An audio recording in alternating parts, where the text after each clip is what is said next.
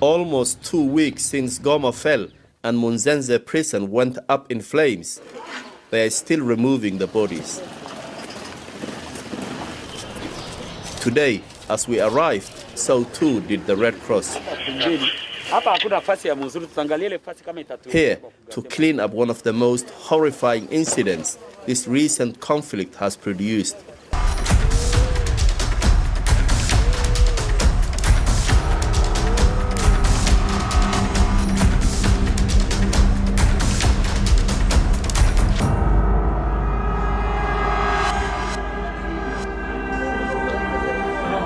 DRC officials report that at least 165 women were raped by male inmates during the prison break of more than 4,000 inmates from Goma's Munzenze prison on the 27th of January, as M23 began its assault on the town. The numbers, sadly, will likely be higher because, as we know, in past conflicts, often for reasons of stigmatization. Hey, Shalom, it's your brother Yonathan. All right, first and foremost, I want to give all praises to the Most High, Yahweh, Bahashem, Yahushai, Bahashem, Rakah HaKodash. I want to give double honors to the apostles and the elders of Great Millstone. I want to say Shalom to all the brothers and, of course, the few sisters who are pursuing this truth in sincerity. All right, may the blessing of election be upon your house. All right, now I ran that clip at the beginning of the video showing, you know, the conditions that are playing out all over the world. You hear reports, heinous acts like this are taking place all over the world. And, you know, a lot of Babylonians, man, they're just in the mindset of, well, that's happening over there. It's not going to affect us, right? Like it talks about in Isaiah, how they made that covenant with death and they made lies their refuge. They honestly think that because they subscribe to the philosophy and mindset of Edom, that it's going to be a safe haven to them, that it's going to pay out. It's going to pay off in the long run, you see? And that's simply not the case. The scriptures actually say the opposite. All right, so let's get some of those precepts. Let's go to the book of Isaiah here. All right, this is Isaiah 28, and we'll start at verse 15. It says, because ye have said, we have made a covenant with death, and with hell are we at agreement. Now, who is the man that, you know, the conditions of death and hell follow him wherever you go?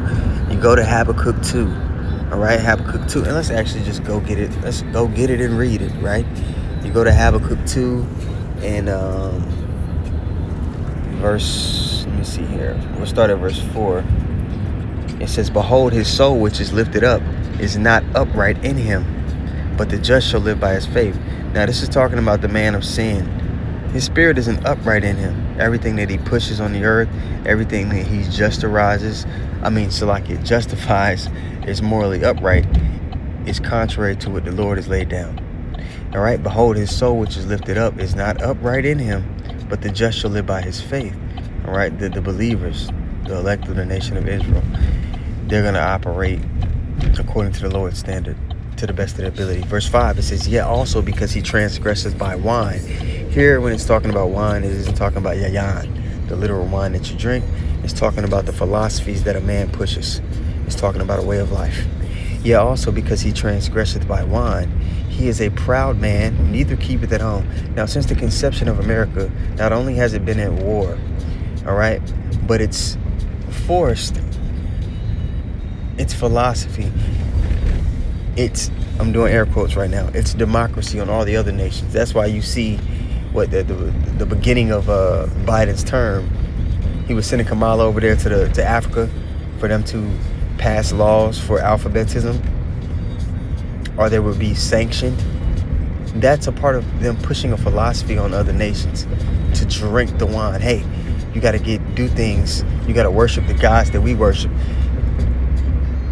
And you'll hear me say, oh, worship the gods that we worship. What are you talking about? America has, in this whole beast system, all that is done, it is remixed the idol worship of old.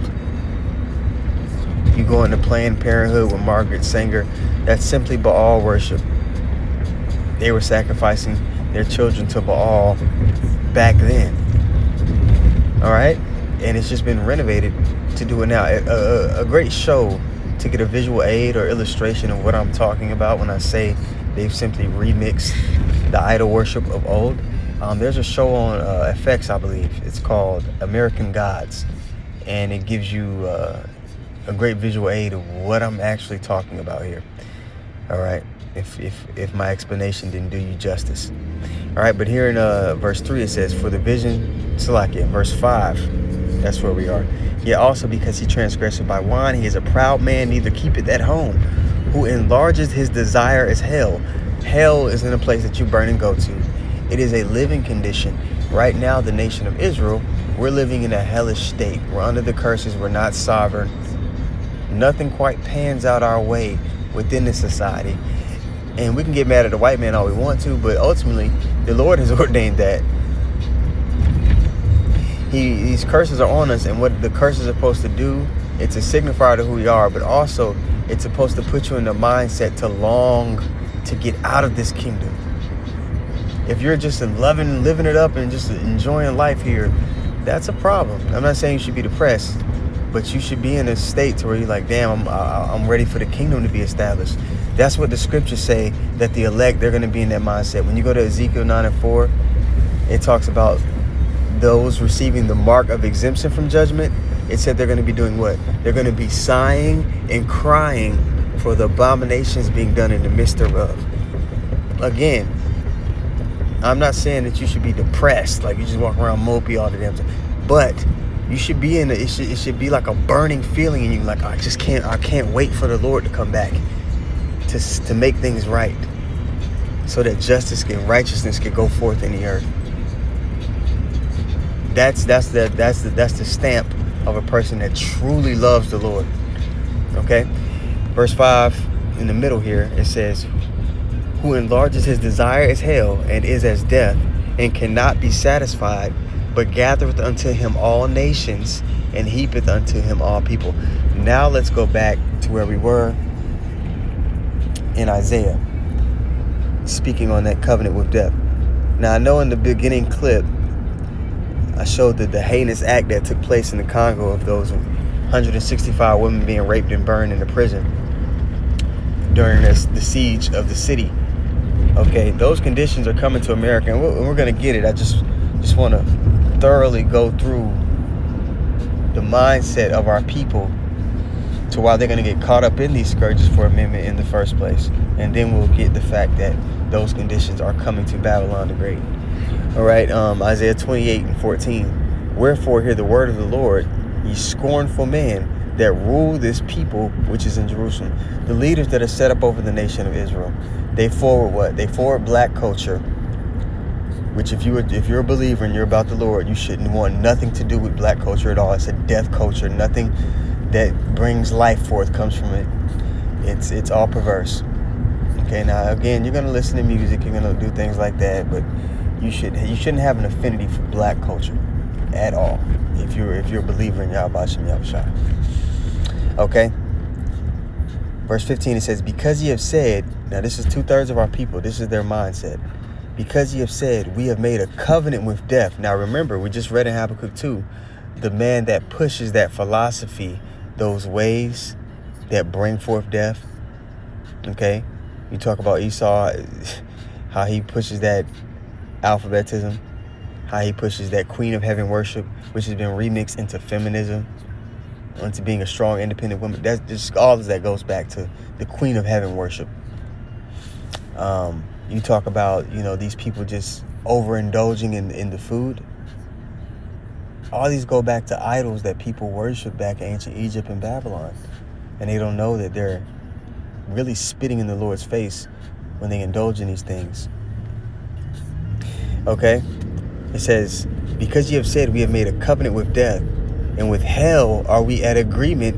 They're down with the American dream, and they really believe like it's a safe haven for them. I'm gonna go to college, I'm gonna get my degree, I'm gonna get a good job, I'm gonna have good credit, and my life is gonna be good.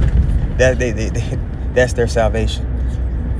And how sadly mistaken they're gonna be when this devil strips all of it away, forces them to take the chip to even function within his society. And then on top of that, the Lord's going to burn it all to bits anyway. We're living in a house that's set for demolition.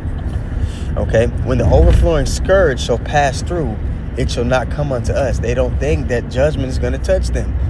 For we have made lies our refuge, that American dream. And under falsehood have we hid ourselves.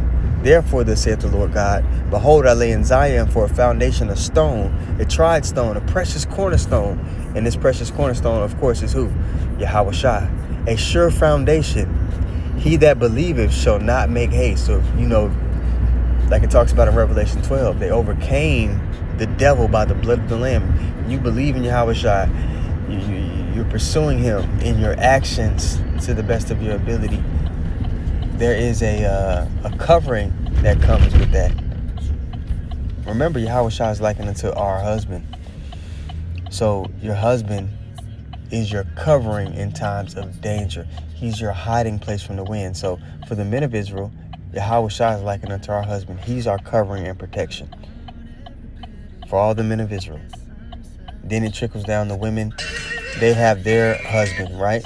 Which is going to be their hiding place from the wind and their hedge of protection. When there's complete lawlessness, when women are being ravished in the streets, when men are being ravished in the streets, when children are being killed and eaten, all these things are prophesied to come. A person in their right mind will be like, I'm just trying to do whatever to have that cover. Okay? Verse 17, it says, judgment also will I lay to the line, and righteousness to the plummet, and the hail shall sweep away the refuge of lies. Again, that wine, that philosophy that people have subscribed to in Esau's world, it's going to be swept away. Away the refuge of lies, and the water shall overflow the hiding place. And your covenant with death shall be disannulled. It's going to be made to be nothing. It's going to be canceled.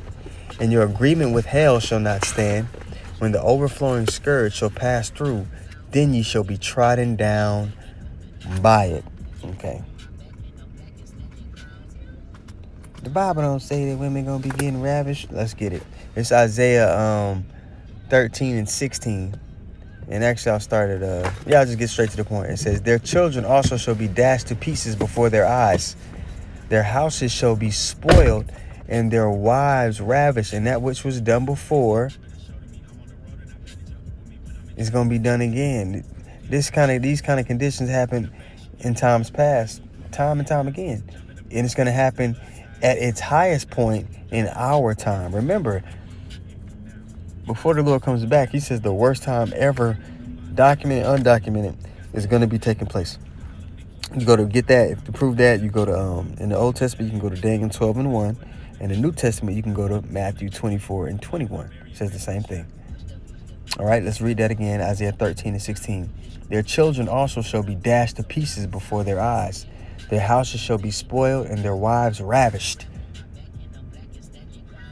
Behold, I stir up the Medes against them, which shall not regard silver, and as for gold, they shall not delight in it. There's not going to be any negotiations or deals or pacts to be made with Russia when it pops off. Their bows also shall dash the young men to pieces, and they shall have no pity, on the fruit of the womb. Their eyes shall not spare children. In Babylon, the glory of kingdoms, the beauty of the Chaldees' excellency, shall be as when God overthrew Sodom and Gomorrah. And when Sodom and Gomorrah was overthrown, how was it done? By fire. Babylon, the great America, is going to be burned with fire. But before that, much hell, very hellish conditions are going to be playing out on the earth. And the question then becomes, how are you going to be covered in that day? Do you know the pathway to be covered? Are you concerned with being covered? I got the answer for you right here, and we'll wrap it up. All right, let's go to Zephaniah, the 2nd chapter, and of course the 3rd verse, one of my favorites. It says, seek ye the Lord, all you meek of the earth, which have wrought his judgment. Who wrought the Lord's judgment? Of course, the family of the heavens, which is the nation of Israel. It says to seek righteousness, seek meekness. It may be ye shall be hid, which is what we desire. We want to be hid in the midst of all the destruction and the evils taking place. It may be you shall be hid, covered, protected, right? Hid in the day of the Lord's anger. The whole goal for this thing is salvation. Not to be cute here on this side. All right? So Abba Ratzazah, man, the lesson was edifying. I want to give all praises once more to Yahweh, Bahashim, Yahushai, Bahashim, Rachahakwadash. All right, I want to give double honors to the apostles and the elders of Great Millstone who taught us this truth and rule well. I want to say shalom to all the brothers and, of course, the few sisters who are pursuing this truth in sincerity. All right, may the blessing of election be upon your house. Shalom.